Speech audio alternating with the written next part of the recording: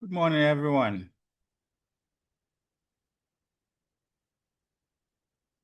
Good morning. Morning, sir. Morning, sir. Okay. Morning, sir. So, today's lecture will be brief. We are going to look at macroeconomic shocks. Macroeconomic shocks. Um, we have studied monetary policies and fiscal policies under fixed exchange rate regimes, under flexible exchange rate regimes. We have looked at a situation where the country has imperfect capital mobility and perfect capital mobility. We use this to derive the aggregate demand curve as well. In fact, for the derivation of the aggregate supply curve, I wouldn't want to, what do I say?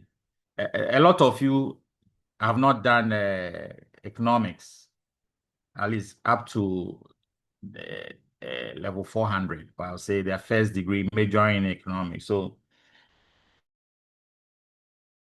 the derivation of aggregate supply curve is a bit complex because it involves uh, some functions and theories that you need to know. And I don't want to just bore you with these things. What is important at the end of this lecture is to really understand the rubrics of macroeconomics. So we have looked at these policies. So under what circumstances will government embark on these vigorous monetary and fiscal policies? That's mostly in situations where you have some shocks and instability in the economy. So today we're going to look at what macroeconomic shocks are. So that will take us to aggregate demand shocks. We look at aggregate supply shocks. Then we look at the favorable and unfavorable demand and supply shocks. Not all shocks are unfavorable. So we will look at that. So we then look at favorable supply shocks. And then we will look at adverse aggregate supply and demand shocks. So then it takes us to, again, adverse supply shocks.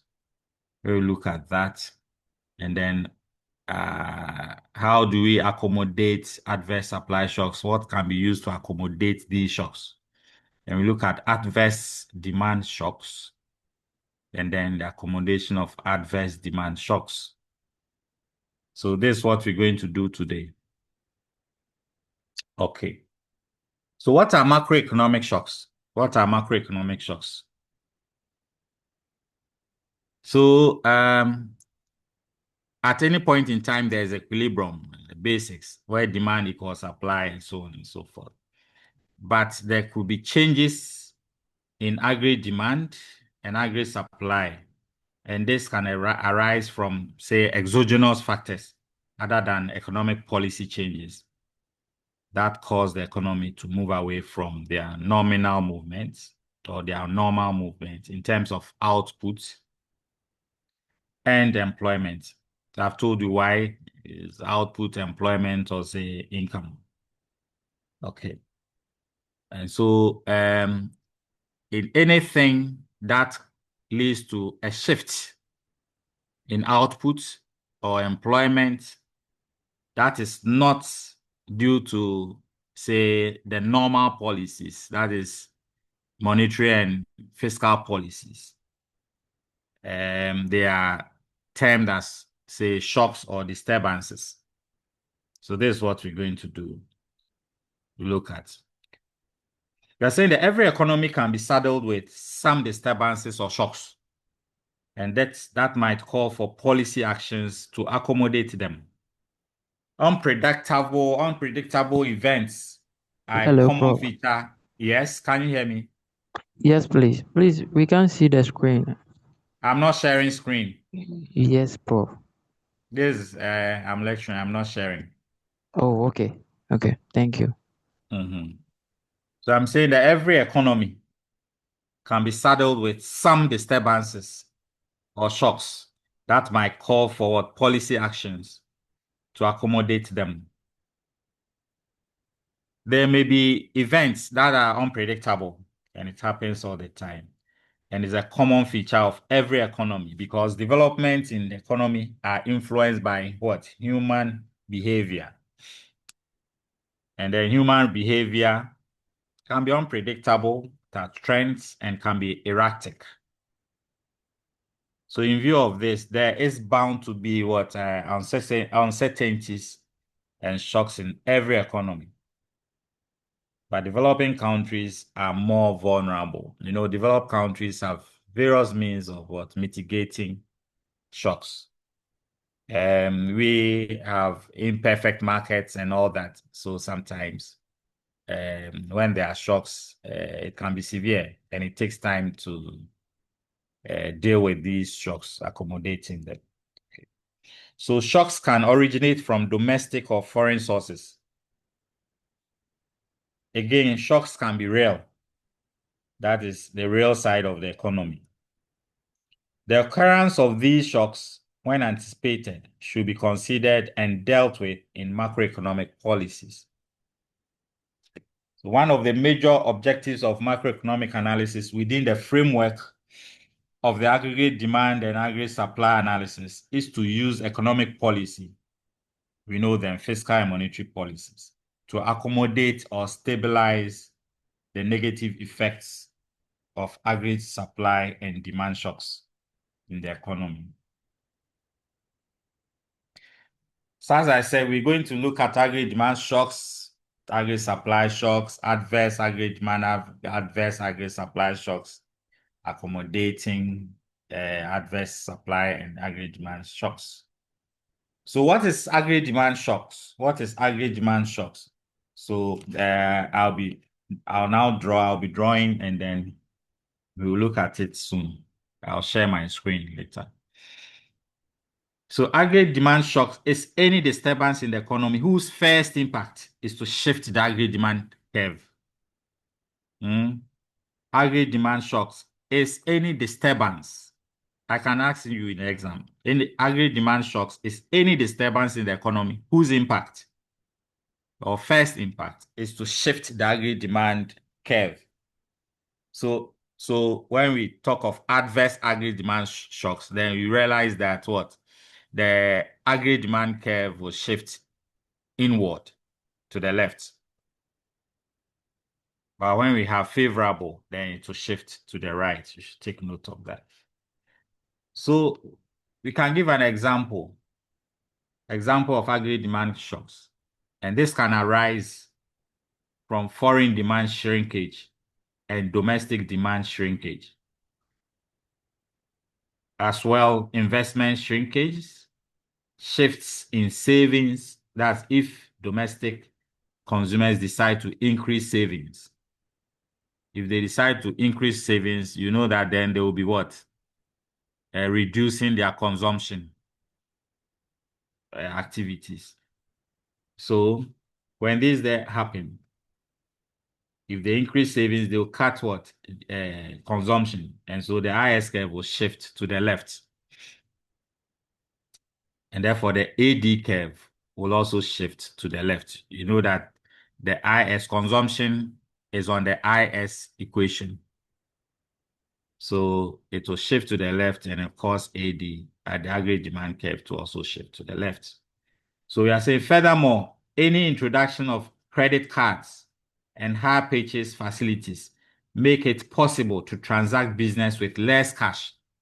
As such, the demand for money can shrink, and this can affect aggregate demand function. Okay. What about aggregate supply shocks?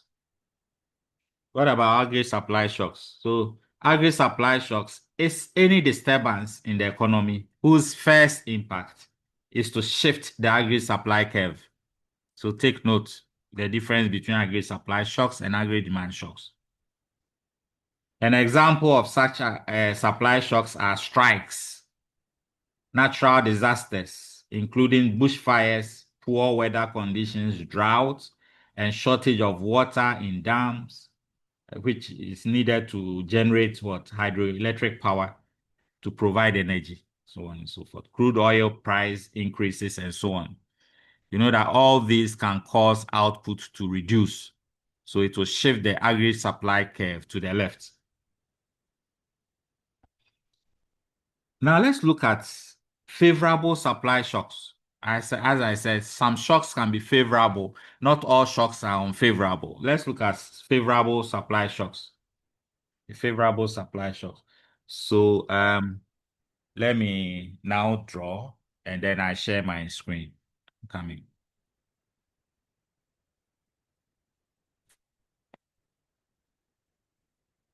E.T. E.T. Hello, Prof. I saw one of my lecture online. Why? What? How did it happen? Wait. When the internet, when that time, that day, the internet was very bad. Is it today? No, I just saw it yesterday or last 3 days. Well, have you posted another one today? No, please. I don't. The internet can be bad. Okay. That one, well, you can, but you know how I teach. Sometimes I say bad things and then you record and put it online. You're laughing. Okay, Prof.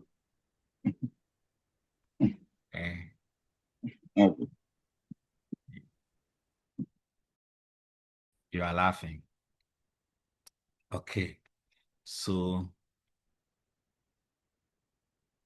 yeah, I'm waiting for my whiteboard to set and then I teach. Oh, yeah. All right. So, where's that?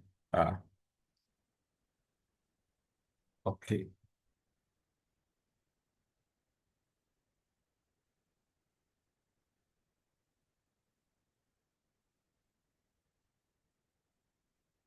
So let's look at, we use what we know, your agri-demand, agri-supply curves to do this. Okay, so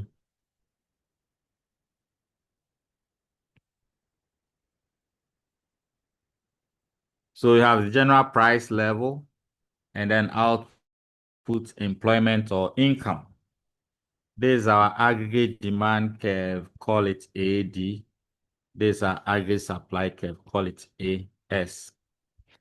So this is the equilibrium price, call it PE. This is equilibrium. Prof, your screen is not sharing. What? Your screen is not sharing. Oh, sorry. Hey, yeah. Okay, I'm coming.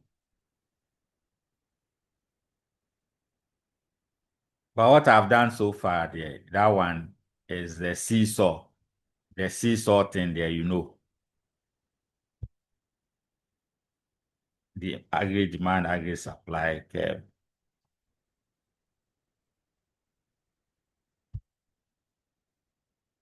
Is it sharing now? Is it sharing? Yes, please. Yes, Prof. Okay, so this is also our equilibrium income or output and full employment. Call this E0. Okay. So we are saying that a favorable supply curve will shift what? The AS curve. Sorry, a favorable supply shock will shift the AS curve to the right. Which results in what? Expansion in output and a reduction in the price level. You know that.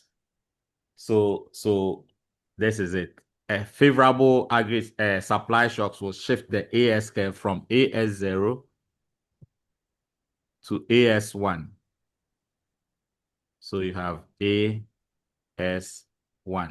Or should I do AS, not this? Okay, hold on, I'm coming. So that you do it well.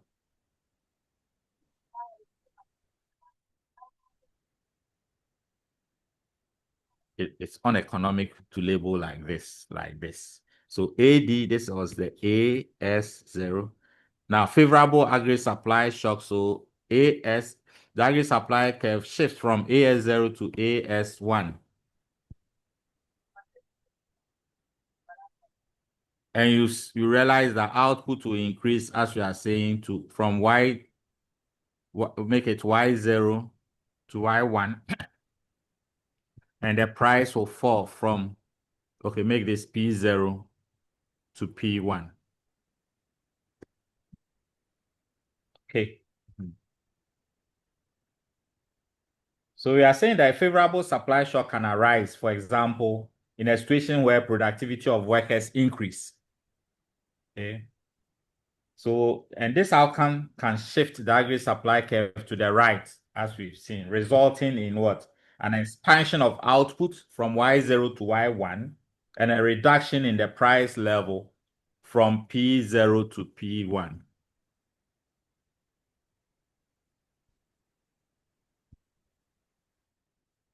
Okay.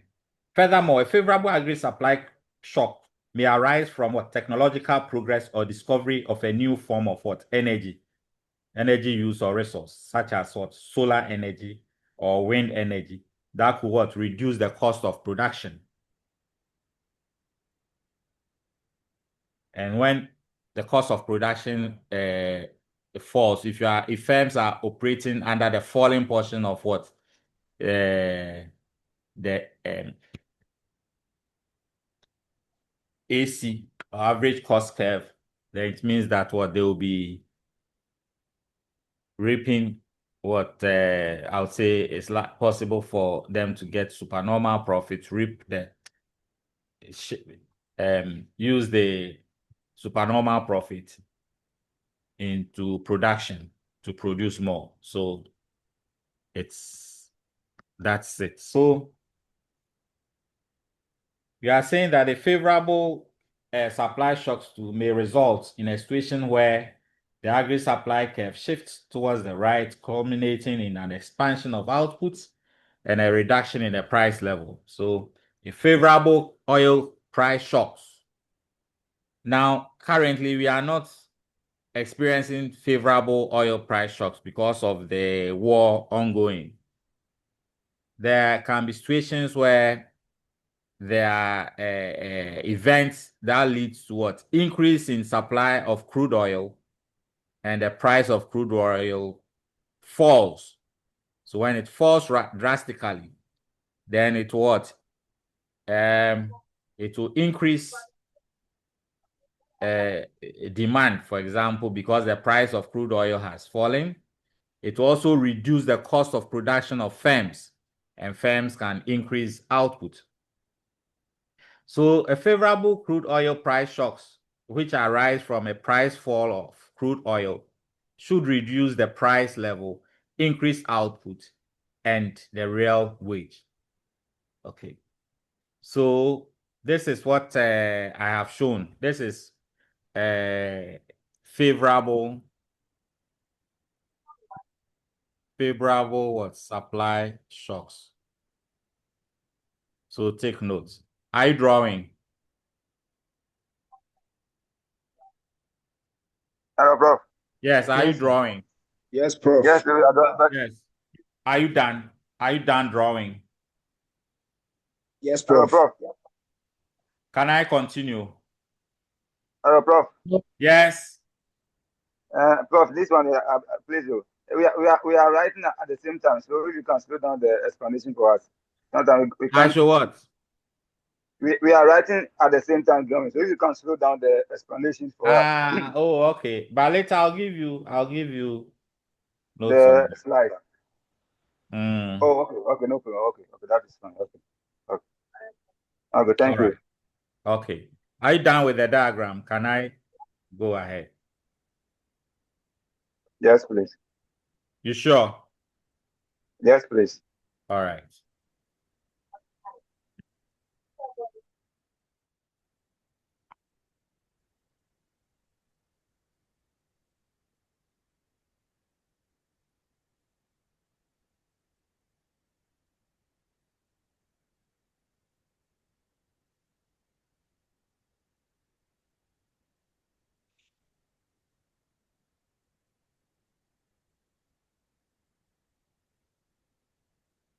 Okay. Now let's look at, we are going to use grammatically to explain the adverse aggregate supply and aggregate demand shocks. As we've already said, supply and demand shocks tend to be adverse in every economy, but their effects tend to be what? Negative in every economy, particularly in developing countries. Their effect results in what? Shrinkage in national income and output, the escalation of the price level or a reduction in the price level and real wage. So these developments, these shocks, also cause unemployment in the economy with its attendant social problems. So under such circumstances, there would be the need to put in place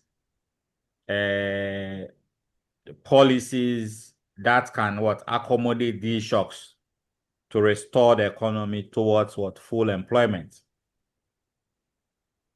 So let's look at adverse supply shocks. Adverse supply shocks. So we draw our AD and AS curve.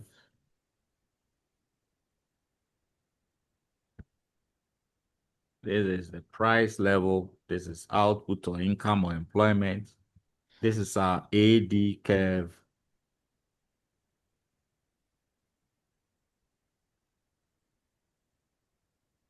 Call it AD0. And this is our AS curve. Call it AS0. So at this point, we are saying that there is full employment. So call it YF. And then this is the price level. Call it P0. And this place say E0. All right. So you are looking at adverse supply shocks. So we are saying adverse supply shocks. So it's whatever that comes as a result of a reduction in output is an adverse supply shocks. So it shifts, any adverse supply shocks shift the AS curve to the left. So it shifts the AS curve from AS0 to say AS1 this way.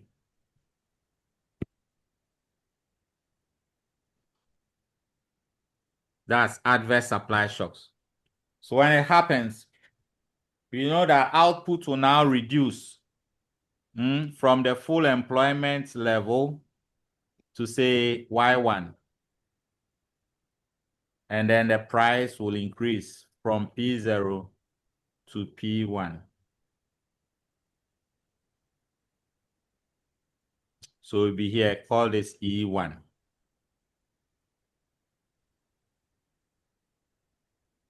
Okay. So I'm explaining. So this, yes. So you are saying that the immediate effect of supply shocks is to raise the price level and to reduce output from YF to Y1. And then also to raise the price from what? P0 to P1. So what happens when there's adverse supply shocks? The shock shifts the AS curve upwards, that is to the left.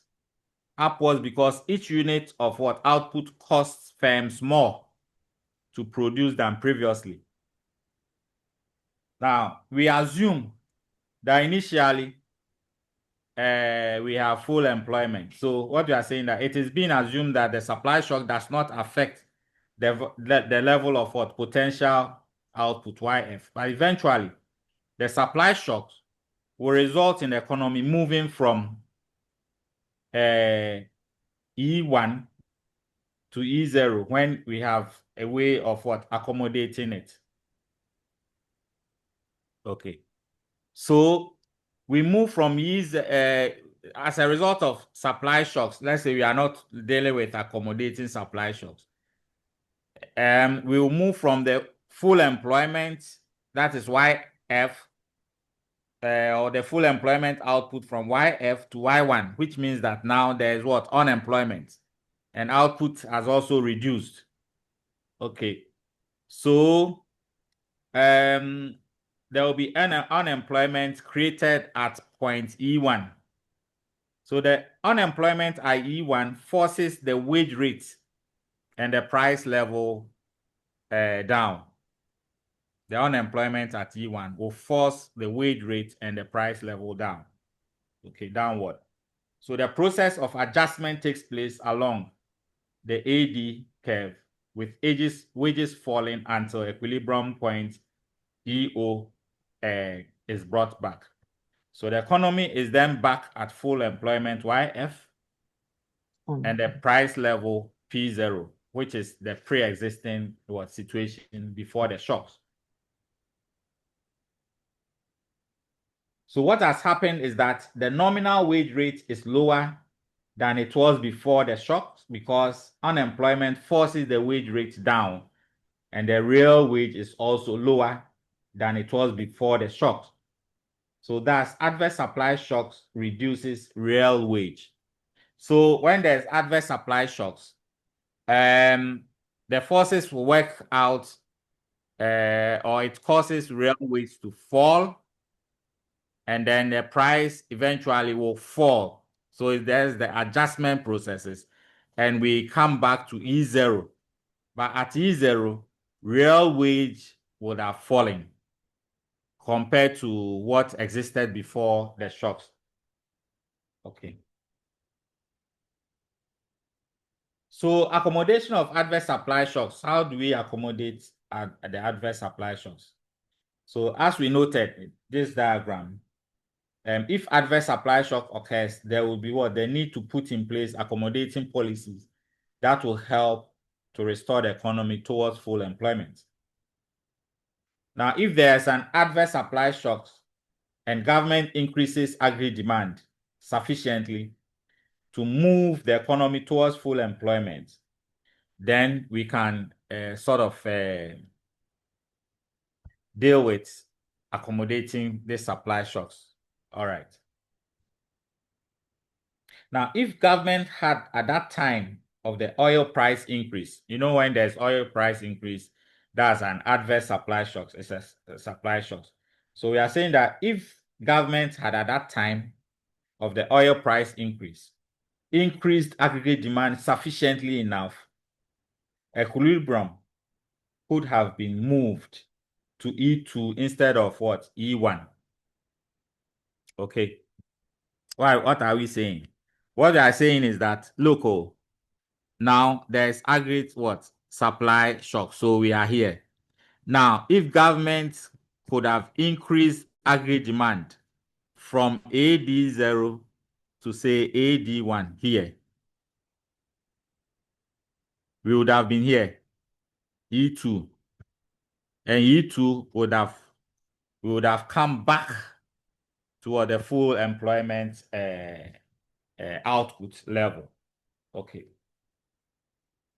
So we are saying that if the government had at that time of the oil price increased aggregate demand sufficiently enough, equilibrium could have been moved to E2 instead of E1, and the price level would have risen by the full impact of the outward shift of the aggregate supply curve from AS0 to AS1, as shown.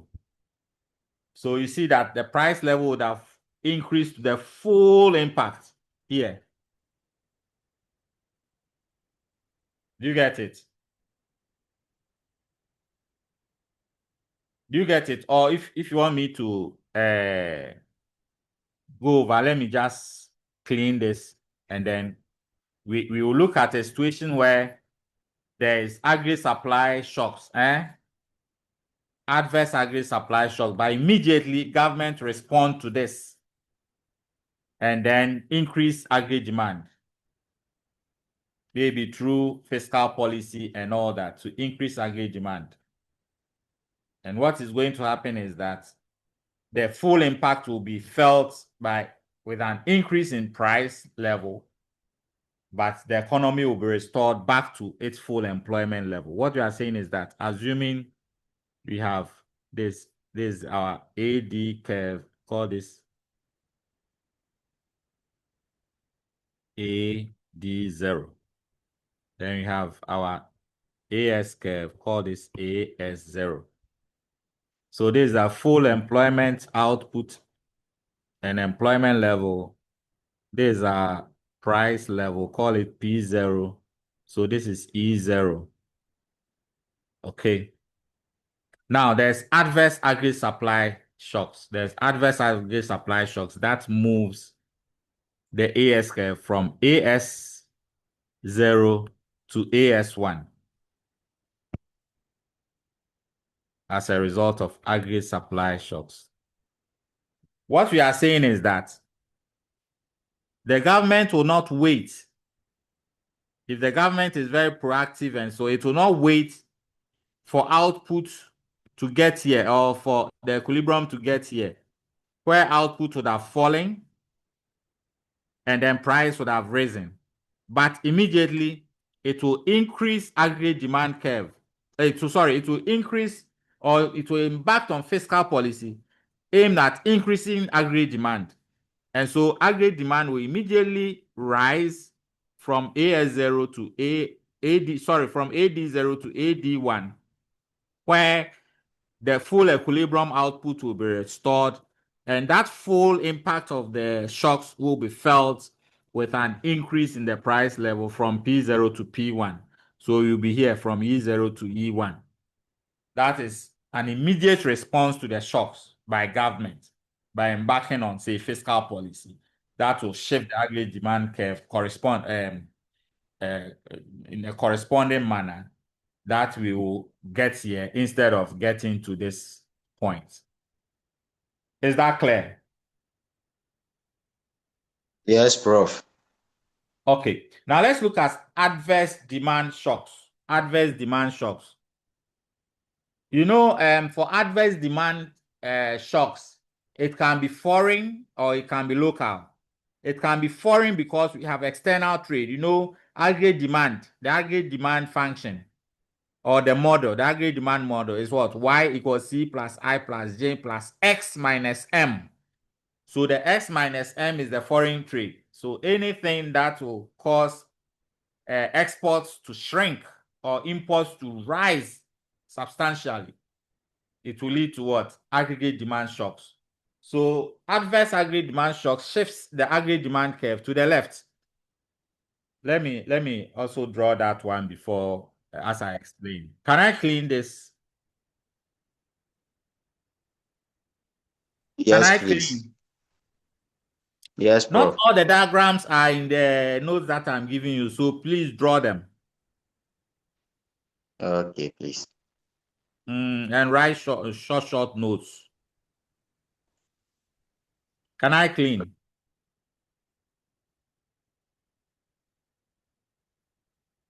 Can I? Hello? Hello, Yes, Prof. sir. Please, you can.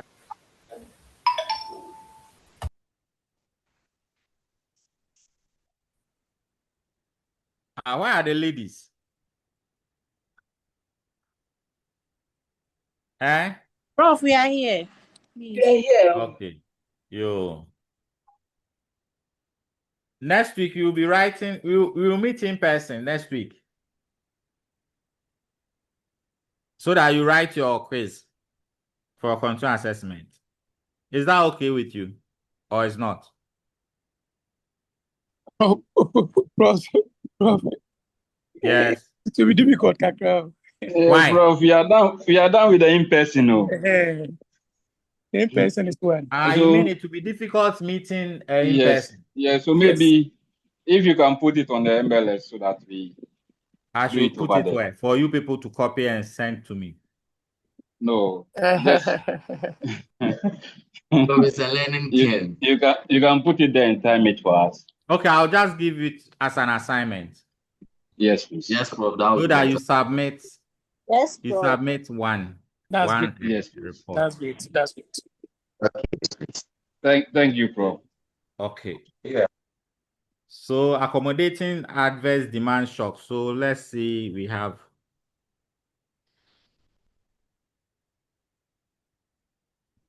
our AD curve, AD0. our AS curve, AS0.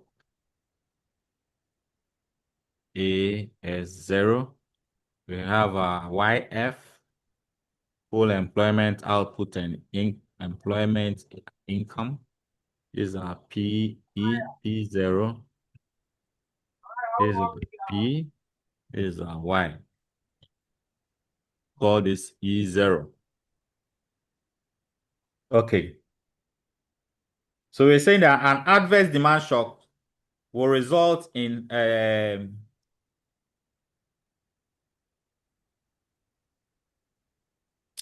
adverse demand shocks will result in, given that the relevant supply curve is AS1, the demand curve shifting inwards. AS0, the demand curve shifting inwards from AD0 to AD1. So adverse demand shock will shift. Please let me pick this call out.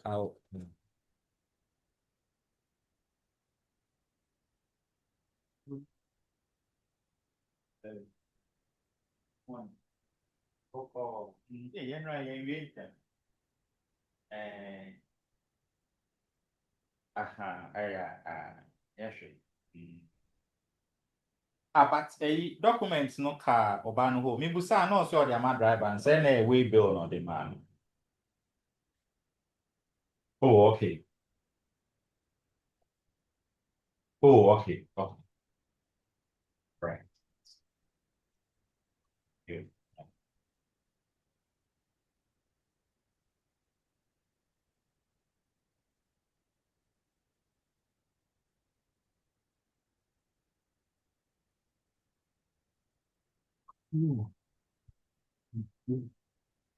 Okay. Hello. Hello. Hello, Prof. Hello. Yes, Prof. Okay, so adverse demand shocks will shift the AD curve from AD0 to AD1. Okay. So it will move output from what? YF to Y1. And price will fall from P0 to P1. So both output and the price level will fall. So adverse demand shocks can be counteracted by what? Government increasing its expenditure. If government increases its expenditure, that's fiscal policy. And given the relevant agri supply curve at AS0, the demand curve will shift outwards from AD0 back to, from AD1 back to AD0. Do you get it? Hello? Hello, Prof. Can you hear me? Yes, we can. Okay, so we are saying that for adverse agri demand shocks, it will shift the AD curve from AD0 to AD1, reducing output and creating unemployment. So reducing output from YF to what? Y1. So YF, Y1 is the unemployment rate. And then it will also reduce price from P0 to P1. So we will be at E1. But government can accommodate this agri demand shocks by what? Embarking on what? Rigorous what? Fiscal policy. You know, fiscal policy, J is on the IS curve and it's on the AD curve. For the AD model, Y equals what? C plus I plus J plus X minus M. So when government embarks on vigorous fiscal policy, the AD curve will increase, thereby shifting back to what? AD0, from AD1 to AD0, and the economy will be restored back to what? Its full employment level. You understand? So So the difference is this. The difference is this. For accommodating adverse supply shocks, if government embarks on fiscal policy or its policy, what happens is that the economy will be brought back to what? Its full employment level, but its full impact will be felt by what? An increase in the general price level. But with aggregate demand shocks, when government embarks on fiscal policy, what happens is that the economy is restored back to its full employment level, and the price is also restored back at its what level. Is that clear? Is that clear? Yes, Prof. Yes, Prof. Okay. So you can draw this, and then I continue. A minute. Right.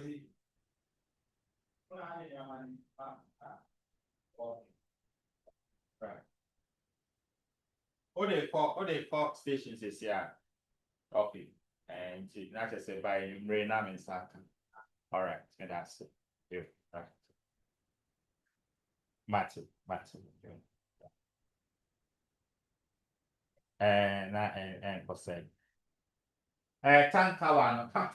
Who said me black can, me black one, my twama, me down for me. I know him saying I said a fuel attendant no akubu no there go. And you also be for Takra you be do back to Accra. Name ho. Into the whole but in so one way and so try bit me afa and one on rampo again. Pattern so far or woman is start later. Jachi in and uncle book wine. Yeah, right. Okay. Yeah, me first say be next month no member come say. I have entina I no bumper na mode brem. All right. Okay. Yo. Okay. Maybe be an affair, right? Can I clean? Can I clean? Yes, Prof. Yes, Okay. Prof. Okay, so we've come to the end of today's lecture. I know somebody is saying, hey. And this will feature in your exam. Jesus. What are aggregate demand and aggregate supply shocks? What are adverse aggregate demand and aggregate supply shocks?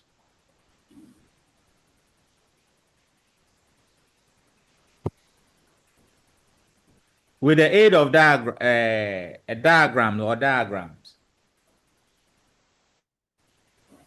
demonstrate how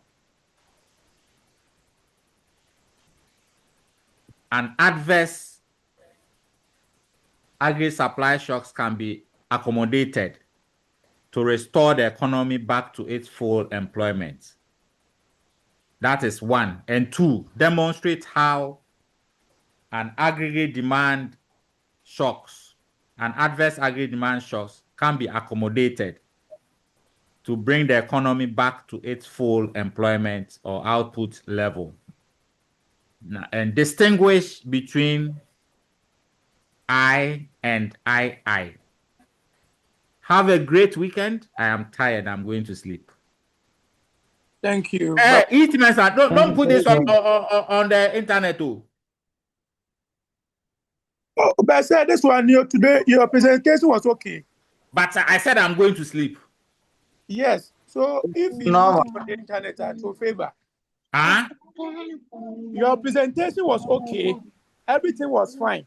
But so I said I'm going to sleep, and you put this online that I said I'm going to sleep. No, that one you remove it.